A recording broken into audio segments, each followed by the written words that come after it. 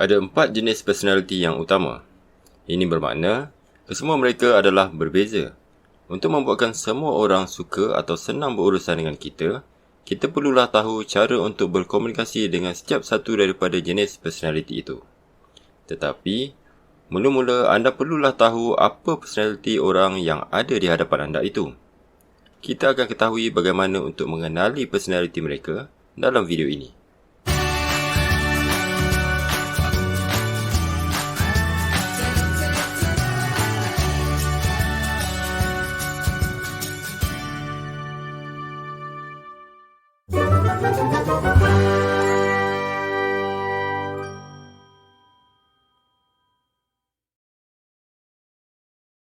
Sebelum kita berbicara mengenai personaliti-personaliti ini, saya ingin memberitahu satu eksperimen yang telah saya buat. Saya telah membuat satu eksperimen dengan sekumpulan pelajar kolej, lebih kurang 40 orang daripada mereka. Saya meminta mereka menjawab 2 personality test ini. Selepas saya mendapat keputusannya, saya membahagikan mereka ke dalam 4 kumpulan mengikut personality masing-masing. Tetapi, pelajar-pelajar ini tidak tahu langsung apa maksud kumpulan-kumpulan itu. Malah mereka juga tidak tahu ini adalah satu eksperimen. Mereka cuma mungkin menyangkakan ini hanyalah satu permainan. Kumpulan Eagle mempunyai lebih kurang 17% daripada pelajar-pelajar itu. Dove sebanyak 35%, Peacock sebanyak 38% dan Owl dengan jumlah paling sedikit iaitu lebih kurang 10%. Mereka kemudiannya diberikan satu kotak cutthroat dan mereka diminta untuk mendirikan satu tower atau menara daripada cutthroat ini setinggi yang boleh.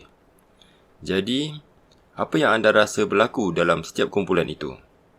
Perlu diingat, yang setiap kumpulan itu terdiri daripada mereka yang kesemuanya mempunyai personaliti yang sama.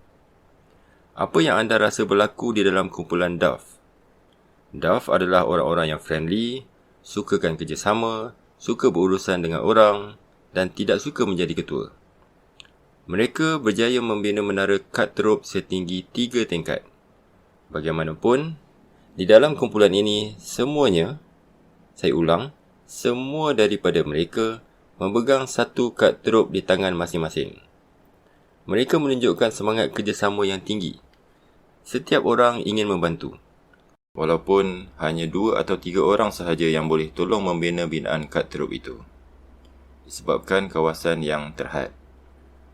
Mereka membina menara itu sambil berbual sesama sendiri. Walaupun tidaklah dengan kuat. Mari kita pergi ke kumpulan Owl pula.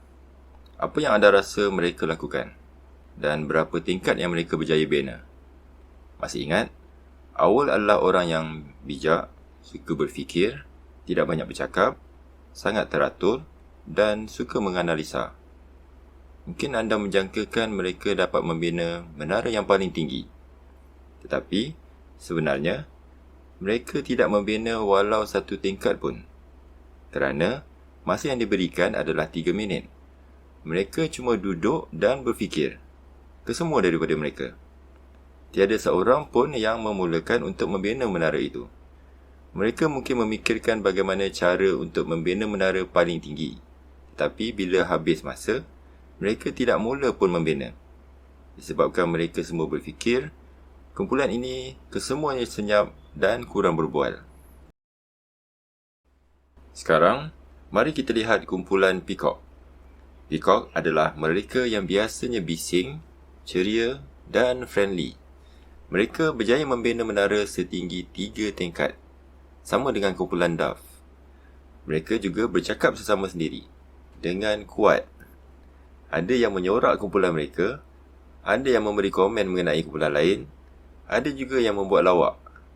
Mereka nampak sangat enjoy dan ceria. Seperti sedang bermain game. Dan akhir sekali, kumpulan Eagle. Ketua. Orang-orang yang no nonsense. Mereka berjaya membina menara yang paling tinggi, 7 tingkat. Apa yang menarik ialah, hanya satu orang yang membinanya.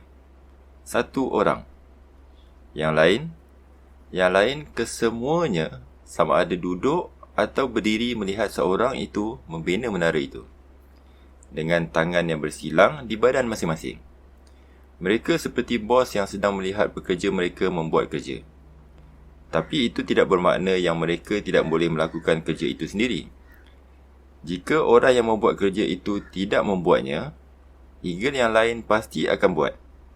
Sesiapa sahaja antara mereka boleh melakukannya. Tetapi, siapa sahaja yang melakukannya, akan melakukannya berseorangan. Mereka bukan team player yang suka membuat kerja bersama-sama. Jadi, eksperimen ini dengan jelas menunjukkan apa akan terjadi jika semua orang yang sama jenis personality duduk sekali di dalam satu kumpulan. Itulah sebabnya kumpulan atau pasukan yang baik perlulah mempunyai kesemua personality di dalamnya. Eagle boleh menjadi ketua yang baik. Dove sangat bagus menjadi pengikut atau pekerja. Owl boleh menjadi orang yang memikirkan solusi untuk masalah, penyelesai masalah. Dan kita juga memerlukan peacock untuk menceriakan hidup kita. Sudah tentu, saya tidak menyatakan mana-mana kumpulan personality ini boleh bekerja atau tidak boleh bekerja. Cuma, cara mereka bekerja berbeza dan mereka mempunyai ciri unik masing-masing. Soalan utamanya sekarang, bagaimana kita hendak mengenali seseorang itu mempunyai personality yang mana tanpa mereka membuat ujian personality itu? Kita tidak boleh pasti 100%, tetapi ada beberapa ciri-ciri yang kita boleh lihat. Contohnya, orang eagle selalu bercakap dengan memandang tepat kepada mata kita. Mereka juga jenis yang agak tegas. Mereka juga selalunya sangat cerewet dalam penampilan mereka. Bilik mereka, kereta mereka, biasanya selalu bersih dan tersusun. Begitu juga dengan pakaian. Mereka biasa suka berpakaian yang mengikut bentuk badan dan bukannya pakaian yang besar dan longgar-longgar. Rambut mereka juga selalunya disikat atau diikat rapi. Jika mereka bertudung, tudung juga biasanya kemas. Mereka akan rimas jika tudung atau baju ada kedutan atau tersengit sedikit atau ada benang yang terkeluar sedikit. Untuk berkomunikasi dengan orang jenis ini, anda hendaklah memandang mereka tepat pada mata dan cakap straight to the point. Jangan berkias-kias. Mereka kurang suka orang yang cakap berkias-kias.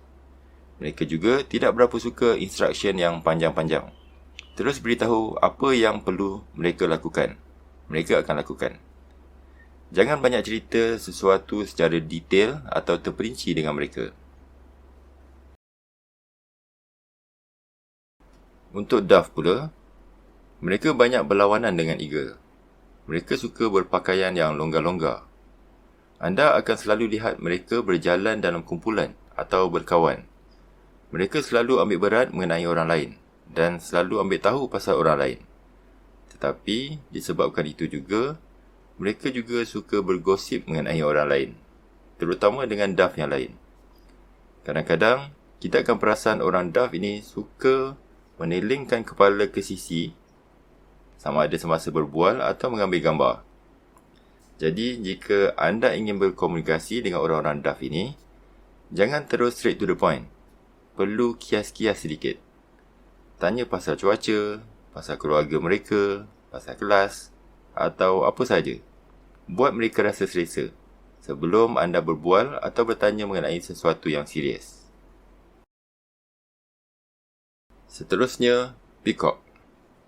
Anda paling senang mengenali orang peacock ini disebabkan mereka suka senyum dan selalu nampak gembira. Cuba anda ingat rakan sekelas anda atau rakan sepejabat anda semasa mula-mula anda jumpa mereka. Siapa yang paling nampak friendly atau nampak mesra? Yang anda rasa selesa untuk tegur pertama kali? Kemungkinan besarnya orang itu adalah peacock.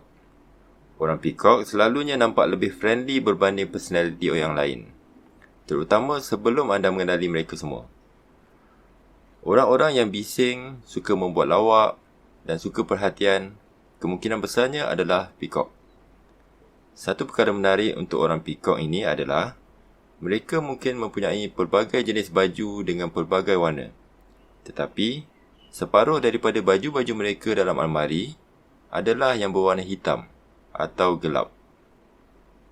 Dengan orang peacock ini, anda perlu selalu memuji mereka untuk mengambil hati mereka. Satu lagi, orang peacock biasanya tidak bagus dalam pengurusan masa. Anda mungkin akan lihat mereka lambat masuk ke kelas, lambat masuk mesyuarat. Oh ya, mereka biasanya tidak suka mesyuarat rasmi sebab mesyuarat adalah terlalu serius dan terlalu senyap untuk mereka. Dan akhir sekali, owl. Orang owl ini agak sukar dikenal pasti pada mulanya. Mereka kurang bercakap. Mereka adalah orang yang tersusun dan detail. Mereka tidak kisah jika diminta membuat kerja-kerja yang detail. Mereka sukakan kesempurnaan. Anda mungkin boleh mengenali owl dengan satu ciri ini. Mata mereka apabila bercakap selalu melihat ke arah lain dan tidak kepada orang yang sedang mereka bercakap dengan. Mereka kurang selesa untuk pandang tepat ke mata orang untuk masa yang lama. Jadi, itulah dia 4 jenis personaliti manusia.